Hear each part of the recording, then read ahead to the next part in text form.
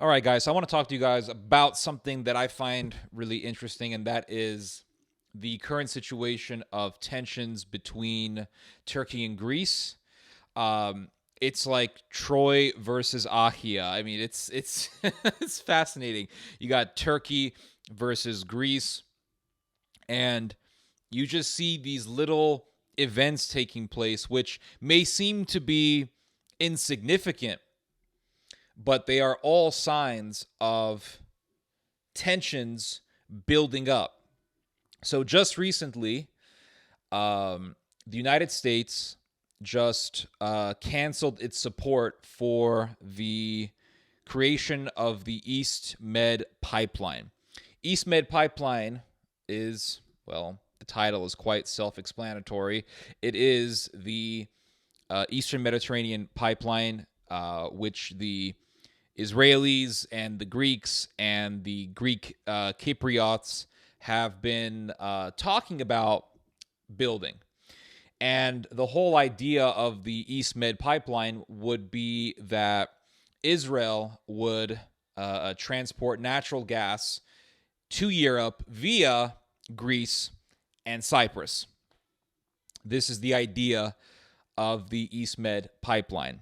This idea was originated in 2016, and the reason why Greece backed up this idea and is interested in this project is to counter Turkey.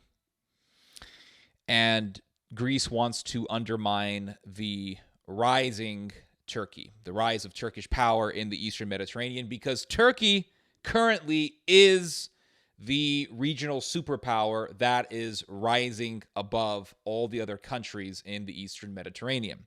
This, of course, terrifies the Greeks for obvious reasons. The Ottoman Empire genocided the Greeks.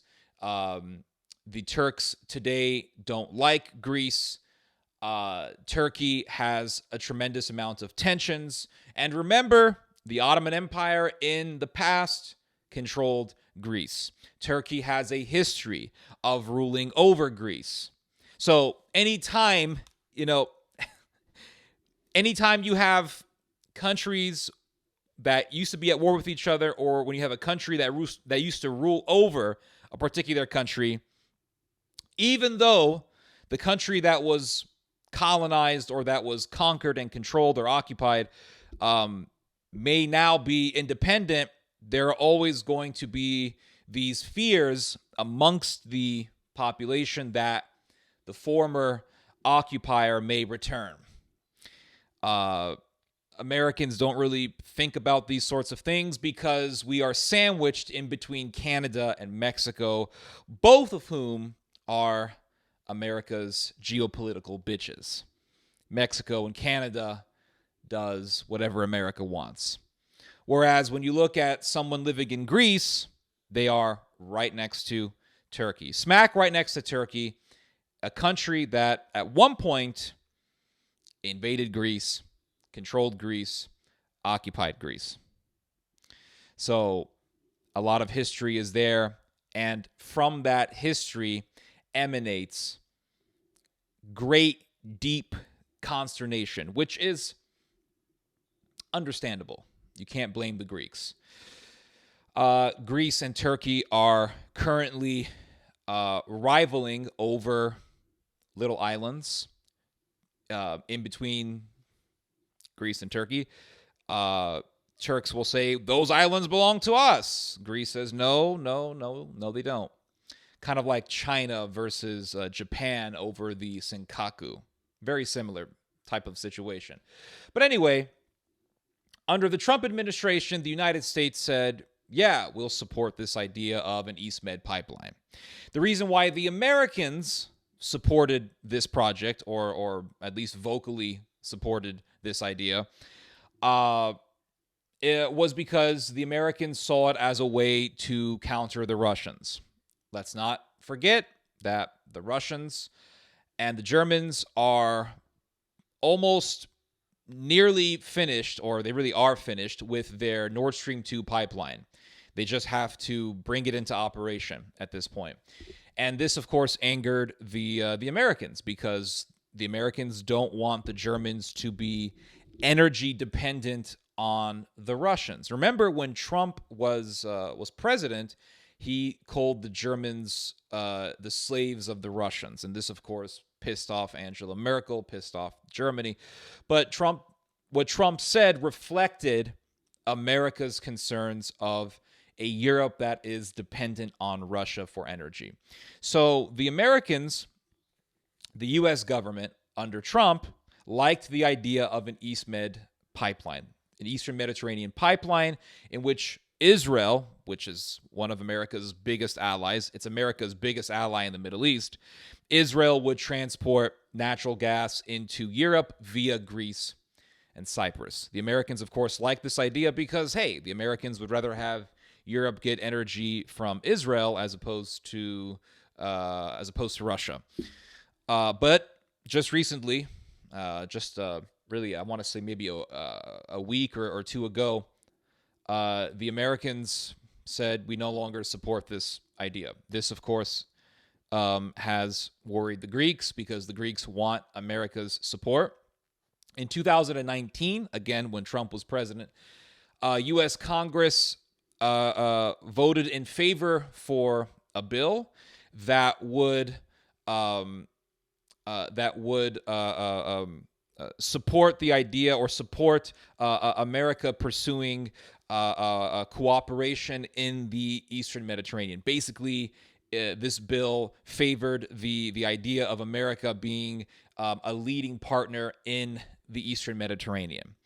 The Greeks liked this because to them it meant America being involved with Greece, and it also increased the prospect of more American-Greek cooperation. Remember, just recently, the Americans and the Greeks made a joint defense. They established a joint defense cooperation in which the Greeks would get American military technology, and in return, Greece would allow more U.S. soldiers to train in Greece. And of course, the Greeks want more American soldiers in Greece because that means more protection from Turkey. At least that's what they think. Because now the United States just said, well, we really don't care about this idea of an EastMed pipeline. Now, the reason as to why the Americans have pulled their support away has been, according to the U.S. government, it's because America is pursuing more environmentally friendly energy sources. The Americans are saying that getting natural gas is not good for the environment, so there's an environmental reason. And that may be true to a certain extent, but I don't think it's the full story, because the Americans have also said that they don't want to anger their ally, Turkey. So it may be true that America wants to pursue more environmentally friendly energy sources. I don't really know about that, to be honest with you. I think really that's just a reason that they put out there just so that it doesn't look like America is in full cahoots with Turkey. But I think the real reason is America doesn't want to anger Turkey, because Turkey is considered by NATO to be this extremely important strategic ally in the Near East, in the Eastern Mediterranean, because you have a rising Russia in the Eastern Mediterranean. You have a rising Russia in Syria, in Iraq, in Libya. You have Russia and Greece getting closer. So America sees Turkey and says, well, Turkey, you do the work for us. Turkey is the second most armed country in NATO, not for no reason. There's a reason for that because of Turkey's location on the globe. It's right across from Russia. It's really close to Russia, actually.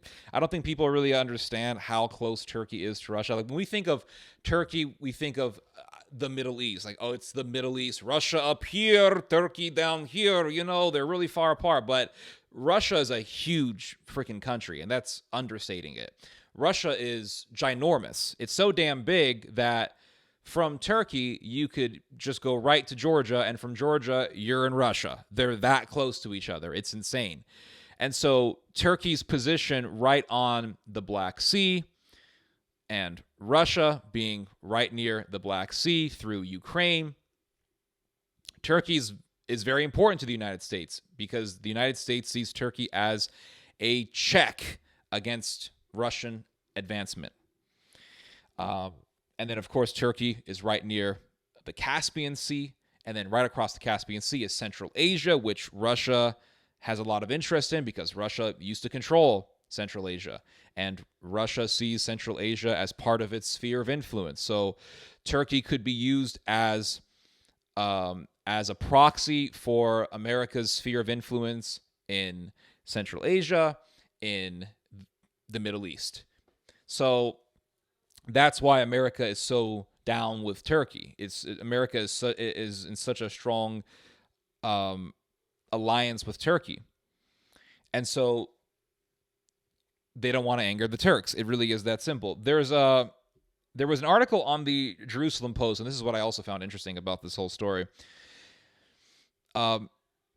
There's also been talk within Israel about not supporting this idea of a pipeline between Greece and Israel.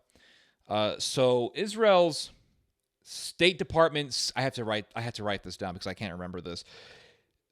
Israel's State Department senior advisor for energy security, Amos Hochstein. This guy, before he got his position as the senior advisor for energy security, he expressed disapproval for the EastMed pipeline project. He said that it would cost too much money and that by the time it would be built, there would already be other sources of energy to utilize. So he basically said that this idea, this project of the EastMed pipeline is completely pointless and it's not cost effective. So I found that to be quite interesting because the whole idea of the EastMed project would be for Israel to transport natural gas to Greece through, transport natural gas into Europe through Greece and Cyprus. And the Turks were against it from the beginning, but there was also disapproval within Israel. There is truly a divide within Greece. Should we ally with the Americans and depend on the Americans for security, or should we depend on the EU? And this is a big divide. And popularity for the United States is declining in Greece. Now, I'm pretty sure if you were to ask a whole bunch of Greeks, what do you think about America? They would say, well, we have no issue with Americans, but we have problem with government. But if you look at trust for the United States, not really hatred for Americans, but trust for the United States. How much do the Greeks trust the Americans as a reliable partner? The reality is, it's only a minority of Greeks who trust the Americans or who see the Americans as reliable partners. The majority of Greeks do not trust the United States as a reliable partner. And it looks like the pro-Europe faction in Greece is the one that is, the majority is the one that is the most popular. So what does this really show us? It shows us several things. One, we have this whole geopolitical perfect storm, if you will, that's taking place. We have America that is reclusing itself more and more. So we have a United States that is becoming more and more isolationist. And America does indeed have a very long history of being isolationist. And it seems that America only goes either one of two directions. It either goes into isolationism or it goes into complete interventionism. There is no middle ground. And right now, I think America is returning back to its tradition of isolationism. So that I think really explains why America is relying so much on Turkey, because America is saying, listen, we're We are isolating ourselves from the rest of the world. We no longer really want to be the world's police officer. So we have to rely on regional superpowers to be our proxies. Turkey is one of them. Germany is another. Japan is another. So you could say Turkey is America's proxy for the Middle East. Germany is America's proxy for Europe. Japan is America's proxy for East Asia. And on top of this, we have these regional superpowers like Turkey that knows this and is taking advantage of the situation. Also occurring amidst this entire phenomena is because America is reclusing itself more and more, countries like Greece are losing their trust for the United States, and they're losing their sense of reliability on America. And they're either going to try to boost up their own militaries, or they're going to look to other superpowers, other regional superpowers, for protection. This could mean Greece getting closer to Russia. And it really is all a sign of America returning to isolationism, which really presages something worse, and that is, and I've said this a million times, global conflict. It's like when Alexander the Great died. What happened after he died? All of the people that were running his empire started fighting each other, and they were all vying for the empire, or they were just vying for their own section of the empire. And so America, being this huge global empire, this huge global superpower, if that superpower deflates, there are going to be regional superpowers vying for power, vying for their chunk of the empire and their chunk of control to bring more territory into their own sphere of influence. And, you know, this whole thing reminds me, I was reading Thucydides today because we're talking about Greece and Turkey. I was reading Thucydides, and Thucydides talks about the war between Athens and Sparta. They call it the Peloponnesian War. And when you read Thucydides, one thing that you'll notice is that the conflict was not just about territory, and it didn't just involve ideological differences, because the Spartans, they believed in oligarchy, they rejected democracy. The Athenians, they believed in democracy, and so the war involved which political philosophy was going to dominate. It was democracy versus oligarchy. But it wasn't just only that. It was also a conflict that had an ethnic character to it. It had ethnic underpinnings, if you will. There was an ethnic tension because the Spartans, they were Dorians. The Dorians were a subgroup of the Greek race, if you will, the Greek demographic. And then you had the Athenians, and the Athenians were Ionians. And pretty much all of the allies of the Spartans were Dorians. And pretty much all of the allies of the Athenians were Ionians. And there's this part of the book where the Athenians and the Spartans, a lot of the fighting revolved around Sicily. So, for example, the war began with Athens backing Corcyra against Corinth, and Sparta backing Corinth. And Sparta backs Corinth not only because Corinth is strategically important, but also because Corinth ethnically is Dorian. And so the war escalated into Sicily. And in Sicily, you had a Dorian nation called the Syracusans, or the Syracusans, and there was a Dorian government called Syracuse. Now, in real Greek, they would call it Syrakusa. So Syrakusa was ethnically Dorian. And the Syracusans, they went to the Corinthians and they said, hey, help us. We're both Dorian. We have to help our fellow Dorians. So there was this ethnic character, this ethnic tension also in the war, kind of like the Lebanese Civil War. You had Palestinians on one side and you had Maronite Lebanese on the other side. And yes, they were fighting over territory. They were fighting over, who was going to dominate Lebanon. But at the same time, there was this racial element to it. We are Lebanese, proud Phoenicians, and the Palestinians were Palestinian nationalists. They wanted to form their own Palestinian state within Lebanon. And in the midst of that entire conflict, you had all sorts of horrific atrocities take place. But what I find interesting is that the Ionians, they came from the western tip of Anatolia. They came from the western tip of what we today call Turkey. And the Spartans, they were from the Peloponnese, which is in today's mainland Greece. So here you have a people who they came from the western point of what we today would call Turkey, Anatolia, versus a people who came from mainland Greece. And then you have another war that took place in a much more ancient time than the Peloponnesian War. You had the Trojan War.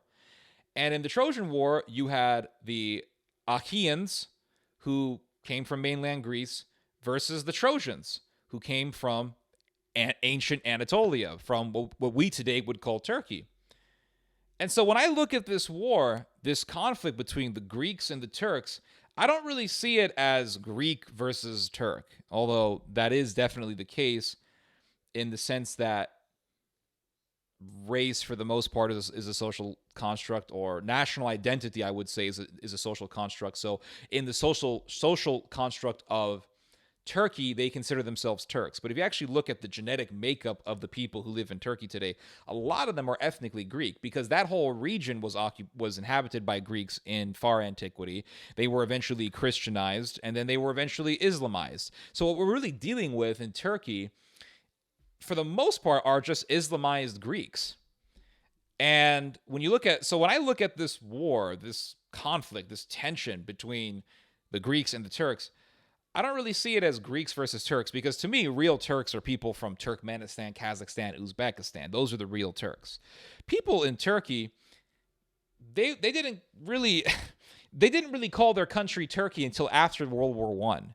Before the end of World War I, it was known as Anatolia, which is an ancient term for that country, for that region. So I'm seeing just Greek versus Greek. You could say, well, no, because people in Turkey are mixed with Arab and Persian. Well, listen, looking at Greeks today, I'm pretty certain that those people they also got some other blood in them. They probably got some Arab blood. They probably got some Turkish blood in there as well. Maybe even some Egyptian blood in there, because we all know that the ancient Greeks and the ancient Egyptians were they had a pretty strong relation in ancient times. And I think even the ancient Egyptians were related to the Greeks genetically. That's beyond the point. So you have on one side Greeks who were Islamized, Muslim Greeks, people in Turkey, and on the other side you have Greeks who are somewhat Christian. They're nominally Christian, at least. And it's almost like those two regions, Anatolia, Greece, they're always going to be in constant warfare, no matter the religion. No matter if they were all Christian, it would be different. But no matter if Islam, if these people were Muslim or not, if they were pagan, they would still be fighting each other. There was the Trojan War. There was the Peloponnesian War. You had Ionians versus Dorians. Because the Peloponnesian War wasn't just Athens versus Sparta. I mean, Athens and Sparta were the two powerhouses that were dictating the conflict, and they were leading, each one was leading their own faction. But at the end of the day, this was an ethnic war between Dorians and Ionians. And today we have Greeks versus Turks, Anatolians, and they're very much so related, and Turks are just Muslim Greeks. So it's almost like we're looking at the Trojan War about to break out again.